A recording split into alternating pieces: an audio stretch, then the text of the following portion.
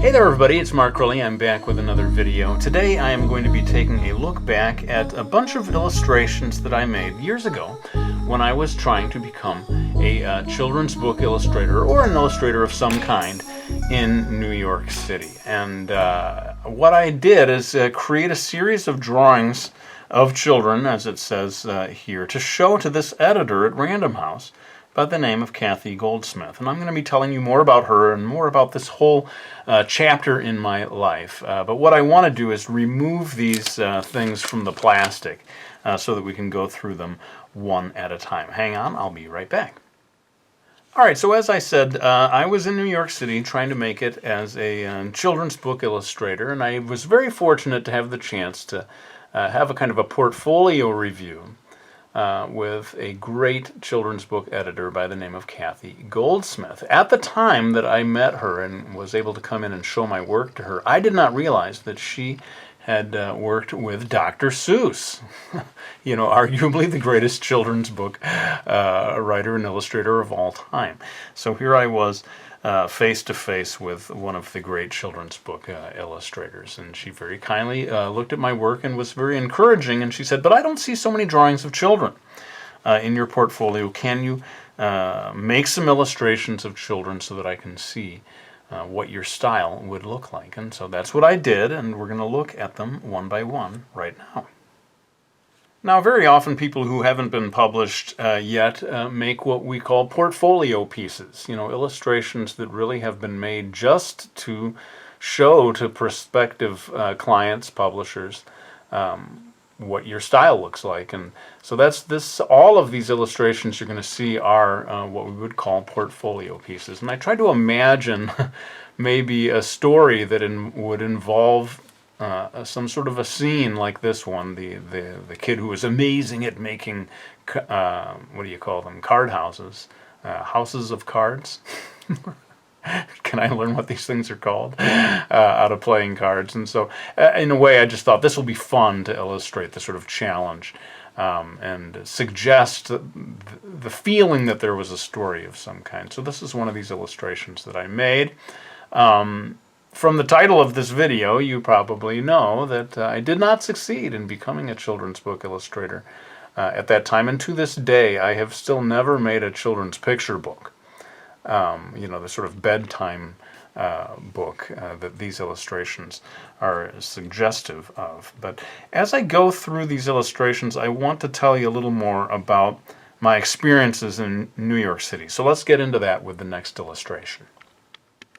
Here's one that I came up with really just as a way of drawing a bunch of kids of different ages all in one scene. I thought it would be kind of fun if you know, you don't actually see what they're watching on TV, you just see their faces as they are entranced by the small screen. But in any case, as I said, it was 1994. I was 28 years old. I had been teaching English in the Far East. And I came to New York City and was able to stay with a couple of friends of mine from high school. John Walter, who is now a very successful film editor and director in New York City, and Tom Powers, also highly successful curator of documentary films for the Toronto International Film Festival. But in those days we were young, scrappy men trying to make it in our respective fields. And I was able pretty quickly to make some contacts that allowed me to show my work to different editors around town. And Kathy Goldsmith was far and away the highest level person that I got to show my work to. I don't know what she thought of this illustration. I don't know what she thought of all of these illustrations, because at that stage, you know, when I sort of mailed this to her or dropped it off, at that point she got busy with other stuff and she wasn't able to respond in an official way. So I'm left to imagine whether she liked them or not. Clearly she didn't see me as being ready to take on any children's books at that time. So I think it's good for you to see, you know, not everything you do ends up being a success, but I was kind of happy with the style of this illustration. Let's move on to the next one. I think this is the largest out of the different illustrations that I made, more or less exclusively for Kathy Goldsmith. Someone pointed out later that it's interesting how many of these illustrations feature an unhappy child or a frustrated child. Maybe I was psychologically expressing my own frustrations with not being able to land a job of any kind in New York City. I was there for 2 months. The way I tell it, I kept getting encouraging responses from people, including Kathy Goldsmith, people saying, you are very talented, you are going to make it, but not today with me. I mean, they didn't say that last part, but that's basically how it would always end up, don't call me, I'll call you if I have a job. Now, 2 months is not long enough time to make it in New York City. I'd say you have to be prepared to have a day job or something and stay there for a longer time. And I might have succeeded if I'd stayed longer than 2 months. I gave up a little quickly. But let's move on to the next illustration. I'll tell you a little more about my story.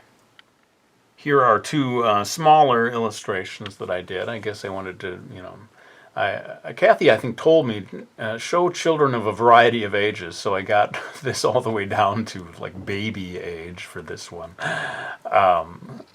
I was still learning my craft, really, in terms of watercolor and ink illustrations. You tell me, does this look like publishable quality stuff? I'm not sure it does. But I was just doing everything I could to try to land a job of some kind.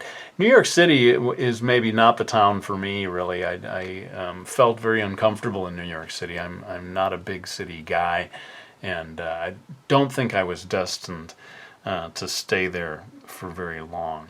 But as I said, I was lucky to get in and show my work to some pretty high-level people. And I want to say thank you to 2 different people, Alan Newworth and Angelo de Cesare, 2 illustrators, writers, and highly multi-talented people in New York City who gave me some of the connections, frankly, to see these different people. Here's one. Yeah, here's another one where the person said, how come you're always showing these people in pain or suffering or something like that? I guess I was searching for drama, I wanted to show, do illustrations where something was happening, and again, sort of suggestive of a larger story, even though there was no larger story for any of these illustrations. They were all, I guess, what you would call hypothetical children's illustrations. But my advice to you, if you are someone who's trying to make it, especially if you're going to go to New York City, is, like I said, have patience. It's not going to happen overnight. It's not going to happen, like in my case, it didn't happen over the course of 2 months. You have to believe in yourself, and you have to be willing to do, I would say, a day job. Or 2 before you land that big job that you really have dreamed of. Now we come to a series of black and white illustrations. I guess I wanted to show that I was capable of working in black and white, if that's what was needed. Of course, some magazines or books, I don't know how many children's books were being published in black and white by that time, but certainly sometimes people, to save money, are doing printing entire things in black and white, and I would guess that a portfolio even now maybe should include black and white pieces. What would happen, I found, is that if you got your foot in the door to show your work to one person, that person might be able to give you the name of someone else. And that's kind of how it would be, like a linking of chains from one person to the next, and say, oh yeah, I know someone who might be interested in your work. And I can't remember exactly, but I would say there was maybe 6 or 7 different people that I showed my work to. All of whom, as I said, were very encouraging, but unfortunately none of whom was able to give me even the smallest little job. You can see how old this was, 1994, showing what computers looked like back then, or maybe how I imagined they looked. I wondered if I even looked at reference for this.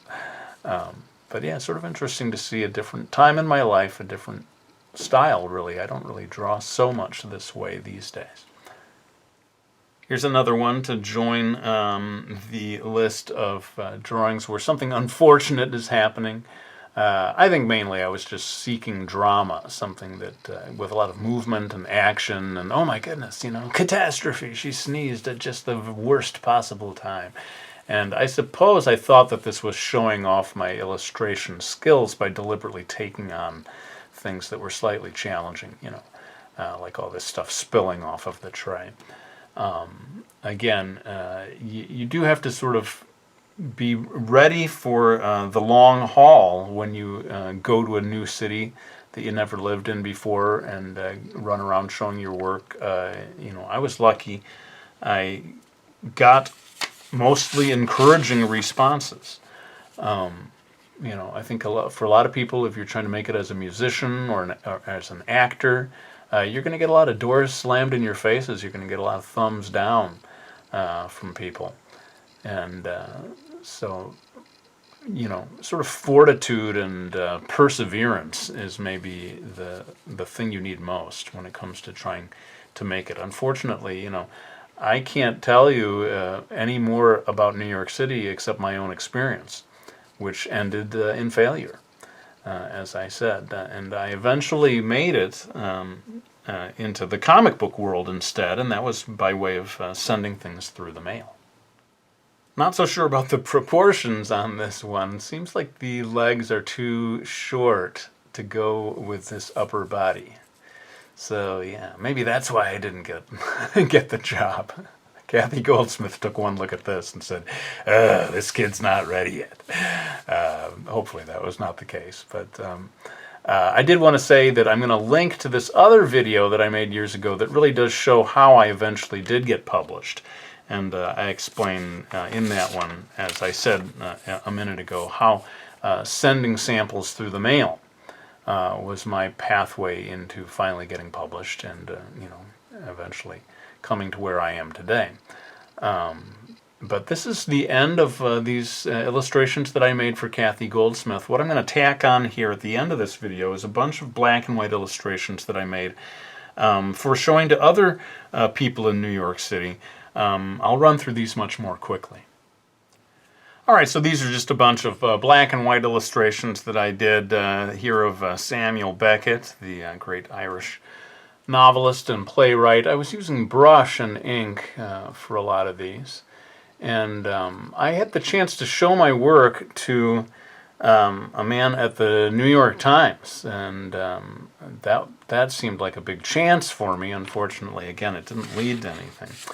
But I thought that because the New York Times, at least then, was publishing a lot of illustrations in black and white, that I'd better have a bunch of black and white illustrations in my portfolio. I had just come back from China, actually. I was in Taiwan right up until basically a couple of weeks before I made this trip to New York City, so I kind of had China on the brain. And a lot of these illustrations relate to China. This one is kind of funny. I don't know what I sort of, again, imagined some sort of article about people watching too much TV or something. Kind of a weird image that I made here. You can see I was big into cross-hatching at that time. Every illustration I made had loads of cross-hatching. But yeah, these, in a way, this represents an even less success. I don't feel like I got any praise for these illustrations in particular. I don't know. Sometimes when you're trying to do a type of style that you think people might like, it's not coming from your heart, and there's something just a little bit, I think people can see that you are faking it in a way. Like, oh, I've seen illustrations like this in magazines. Maybe this is what they want. You know what I mean? And that's probably why I was destined not to succeed. I don't even know what this would even be used for. Hard to imagine a fishing magazine publishing an illustration like this. I was desperate. I didn't know what I was doing. And we come down to the very last of them. Not a bad illustration, actually. I think maybe I should take this out, frame it, put it on the wall. But there you go. There's my little lack of success story.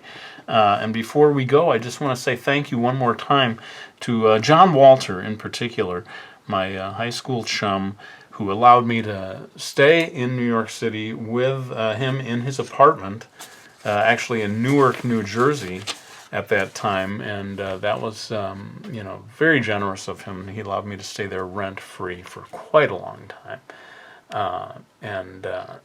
As I said, I didn't eventually get a job, but still, it was very nice of him to do that for me. But I guess it is time for me to end this video. I really hope you enjoyed it, and I'll be back with another one real soon.